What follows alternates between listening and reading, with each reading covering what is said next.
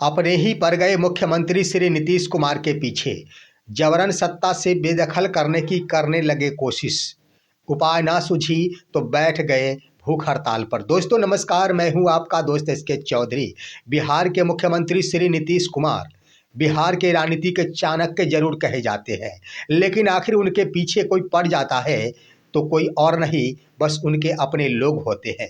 बिहार के राजनीति का चाणक्य उन्हें इसलिए कहा जाता कि जब कभी भी चुनाव के दरमियान चाहे उनकी पार्टी तीसरे नंबर की पार्टी बने या फिर दूसरे नंबर की पार्टी बने, अगर बिहार में मुख्यमंत्री की कुर्सी पर कोई बैठता तो कोई और नहीं, नीतीश कुमार बैठते हैं।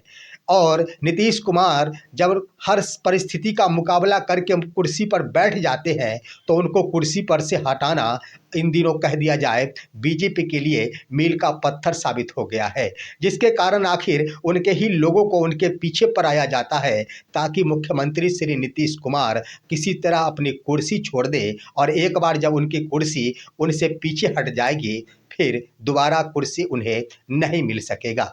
आइए दोस्तों, एक बड़ी खबर से आपको रूबरू कराता हूं, जिसके आधार पर आखिर एक तरफ जहां उनके बेटे की राजनीति भविष्य के लिए यहां पर प्रयास करने को सामने प्रस्तुत किया जा रहा, तो दूसरे तरफ वही प्रयास मुख्यमंत्री श्री नीतीश कुमार को सत्ता से बेदखल करने की भी कोशिश है।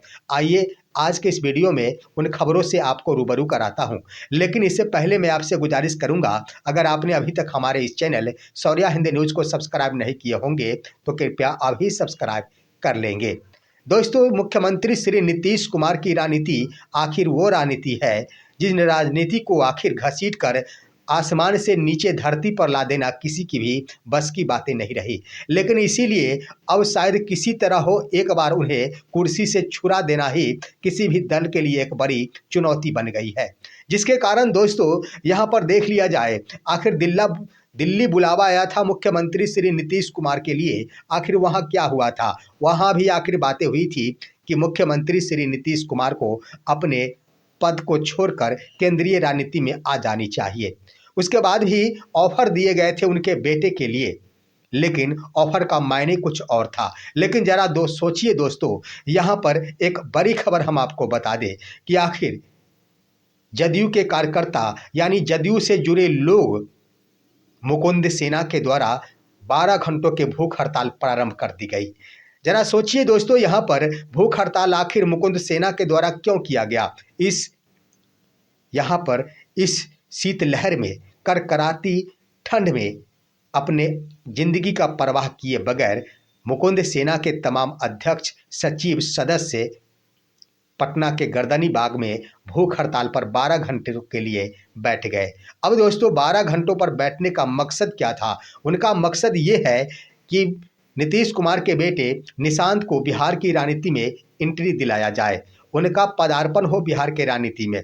अब यहाँ पर सोचने वाली बात यह है कि उनके बेटे के भविष्य के लिए आखिर कोई भूख हड़ताल पर बैठ रहा है तो यह कितनी बड़ी कुर्बानी दी जा रही। लेकिन दोस्तों यहाँ पर सोचने वाली बात है कि एक तरफ नीतीश कुमार के बेटे के भविष्य के लिए लोग भूख हड़ताल पर तो बैठ रहे हैं, लेकिन यह भी बात दूसरे मोड़ पर सही है कि नीतीश कुमार को कुर्सी पर से हटाने के लिए भी वो आखिर भूख हड़ताल पर बैठ रहे हैं। जरा गौर कीजिए कि उस मुकुंद सेना के अध्यक्ष मुकुंद कुमार का क्या कहना है। उन्होंने कहा है कि युवाओं को जो पढ़े लिखे और शिक्षित है उन्हें बिहार की राजनीति में आना चाहिए और निशांत कुमार में वो तमाम काबिलियत है जिस काबिलियत के बदौलत वह बिहार का बागडोर भी संभाल सकते हैं। उन्होंने आखिर भूख हड़ताल करते हुए कहा है कि निशांत कुमार को यह राजनीति में आकर एक बड़े बागडोर संभालने की ज़रूरत है। साथ ही साथ जदयू से अपील उन्होंने किया है कि जदयू को चाहिए कि एक बड़ा पद देकर बागडोर बिहार का उनके हाथों में सुपुर्द कर दे। अब यहाँ पर उनका ये भी कहना है कि मैंने यह 12 घंटों का भूख हड़ताल किया था, लेकिन जब इसके आधार पर भी अमल नहीं हुआ तो मैं अगली बार 24 घंटे के लिए भूख हड़ताल पर पटना के जेपी गोलंबर पर बैठूंगा। अब सवाल है कि क्यों इतना परेशान है वो सेना, क्यों आखिर निशांत के लिए इतनी परेशानी, अपने आप की कुर्बानियां दी जा रही है। सोचने वाली बात है दोस्तों कि मुकुंद सेना आखिर क्यों अपनी कुर्बानी देने को तैयार है, क्यों इतना बेचैन है। एक बार जब उनकी बातों पर विचार नहीं हुई, एक बार जब उनके भूख हड़ताल पर कोई संज्ञान नहीं लेंगे मुख्यमंत्री, तो दूसरी बार एक बार फिर से वो भूख हड़ताल पर बैठेंगे। इसका मायने क्या मुख्यमंत्री श्री नीतीश कुमार जो बिहार के राजनीति के चाणक्य कहे जाते, उन्हें क्या इतनी समझ नहीं है कि अपने बेटे को मैं बिहार की राजनीति में एंट्री करा दूं? इसको लेकर आप देखेंगे दोस्तों, तो वहां पर सम्राट चौधरी के द्वारा भी बयान दिया गया, साथ ही साथ संजय झा के द्वारा तो बयान दिया भी गया, और इधर नए नवेले मंत्री जो बिना कोई सदन के सदस्य है, दीपक प्रकाश जो उपेंद्र कुशवाहा के बेटे हैं, उन्होंने भी आखिर मुख्यमंत्री श्री नीतीश कुमार के बेटे निशांत कुमार के समर्थन में आकर कह दिया कि बिहार की राजनीति में युवाओं की आने की जरूरत है। आखिर यहाँ पर सोच लिया जाए कि होना क्या है। आपके बारे में मैं बता दूं कि जब दिल्ली दौरा गए थे मुख्यमंत्री श्री नीतीश कुमार, तो उनके सामने यही आखिर प्रस्ताव रखा गया था कि आप अपनी कुर्सी छोड़ दें, और साथ ही साथ ये कहा गया था कि आप केंद्रीय राजनीति में चले जाए, और उनके बेटे के लिए ऑफर दिया गया था कि बेटे को राजनीति में एंट्री कराया जाए। लेकिन आखिर बेटे को राजनीति में एंट्री कराने का मकसद क्या था दोस्तों?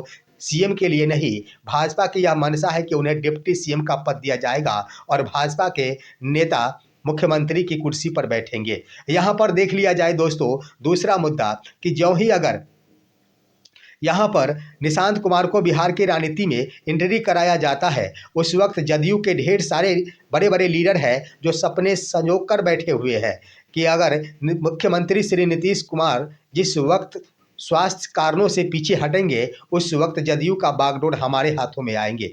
और वो बड़े बड़े लीडर हैं। जरा सोच लिया जाए कि अगर निशांत जिस तिथि को बिहार के राजनीति में अपना पदार्पण कर देंगे, क्या वो तमाम नेता अपने सपने को ठुकराकर जदयू में ही बने रहेंगे क्या?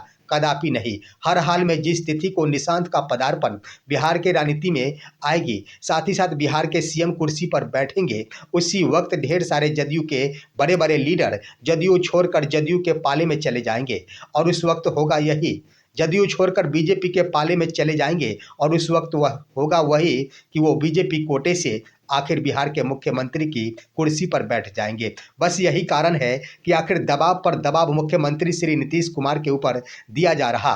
जब प्रधानमंत्री नरेंद्र मोदी, जब अमित शाह की बात आखिर मुख्यमंत्री के ऊपर असर न कर पाई, तो अब जदयू का समर्थक ही मुकुंद सेना के द्वारा आखिर भूख हड़ताल कराकर एक बड़ी रणनीति बनाई जा रही है, और मुख्यमंत्री श्री नीतीश कुमार को कुर्सी छोड़ने को मजबूर किया जा रहा है दूसरे रूप में। यही है आज का मुद्दा दोस्तों। इस पर आप क्या कहेंगे? अपनी राय कमेंट के माध्यम से दीजिए। हमारे इस वीडियो को ज़्यादा से ज़्यादा लाइक और शेयर कीजिए, और अब दीजिए अपने दोस्त को इजाज़त। हम फिर मिलेंगे आपसे अगले वीडियो में। तब तक के लिए नमस्कार।